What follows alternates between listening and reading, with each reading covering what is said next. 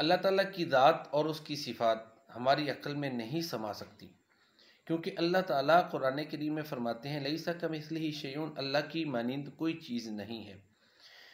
اسی طرح بہت سی عقائد کی ایسی باتیں ہیں جو ہماری عقل میں نہیں سما سکتی۔ شہید زندہ ہے لیکن اس کی زندگی کا ہمیں شعور نہیں، قبر کے حالات ہیں وہ ہماری عقل میں نہیں سما سکتے۔ اسی طرح اللہ تعالیٰ کی ذات اور اس کی صفات جو ہیں نا وہ ہماری عقل میں نہیں آ سکتی۔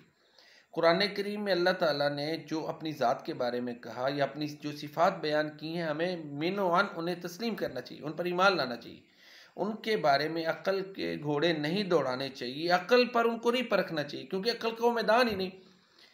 تقدیر ہماری عقل میں نہیں سما سکتی، لہذا ہم اس کو مانتے ہیں۔ تو اللہ کی ذات اپنے بارے میں فرماتا ہے اللہ اکبر، اللہ بڑا ہے، اللہ سب سے بڑا ہے۔ اب اللہ کی بڑائی ہماری عقل میں نہیں آ سکتی۔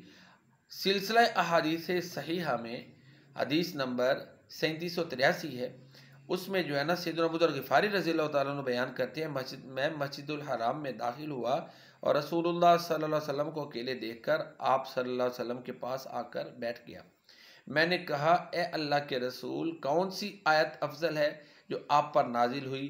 آپ صلی اللہ علیہ وآلہ وسلم نے فرمایا آیت الکرسی ہے۔ اللہ تعالیٰ کی اس وسیع کرسی کے مقابلے میں 7 آسمان اس طرح ہیں جیسے بیاباں زمین میں کوئی چھلا پڑا ہوا ہو، اور پھر کرسی کے مقابلے میں اللہ تعالیٰ کی عرش کی ضخامت اس طرح ہے جیسے اس چھلے کے مقابلے میں اس بیاباں کا وجود ہو۔ اب دیکھیں، نہ تو ہم اللہ تعالیٰ کی کرسی کے بارے میں عقل دوڑا سکتے ہیں، نہ اس کے عرش کے بارے میں۔ قرآن کریم میں اللہ تعالیٰ کی کرسی کا بھی ذکر ہے اور عرش کا بھی ذکر ہے۔ لوگوں نے اس کو جو ہے نا وہ تعویل کر کے ایک عقلی جامہ پہنانے کی کوشش کی ہے۔ وسیع کرسی السماوات والارض، آیت الکرسی ہے نا، تو یہ کرسی کا ذکر ہے۔ الرحمن علی العرش استوی، رحمان عرش پر مستوی ہوا، تو اللہ تعالیٰ عرش پر مستوی ہے، اس کی کرسی بھی ہے۔ آگے یہ کائنات، یہ 7 آسمان زمین، یعنی پوری کائنات جس میں یہ ساری گلیکسیز آ جائیں گی، کلسٹرز آ جائیں گے، اتنے بڑے ہیں کہ انسان کی عقل جو ہے نا وہ دنگ رہ جاتی ہے۔ تو یہ جو ساری چیزیں ہیں، یہ جتنے بھی کلسٹرز ہیں، اللہ اکبر، تو آپ سمجھے نا یہ کلسٹرز اللہ کی کرسی کے مقابلے میں ایسے ہی ہیں جیسے بیاباں میں پڑا ہوا چھلا ہے، یہ سمجھانے کے لیے۔ باقی اللہ کی کبریائی وہ ہماری عقل سے جو ہے نا ماورا ہے، ہماری عقل میں نہیں سما سکتی۔ اللہ اکبر، اللہ بڑا ہے، لہٰذا اللہ تعالیٰ نے اپنے بارے میں جو کچھ بھی بیان کیا ہے ہمیں اس کے بارے میں عقل نہیں دوڑانی چاہیے، اس کو من و عن مان لینا چاہیے۔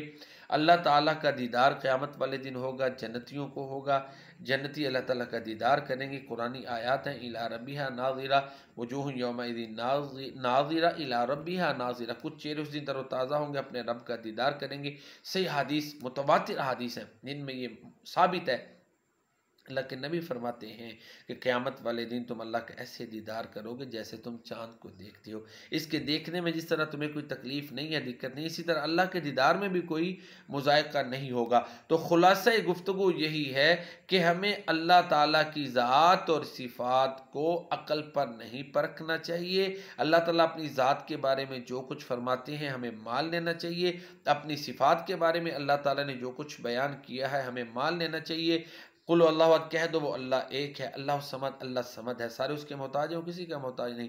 لم یلد ولم یولد، نہ اس نے کسی کو جنا اور وہ نہ کسی سے جنا گیا۔ ولم یکن لہ کفوا احد، اس کا کوئی برابر نہیں ہے، اس کو تھکاوٹ نہیں ہوتی۔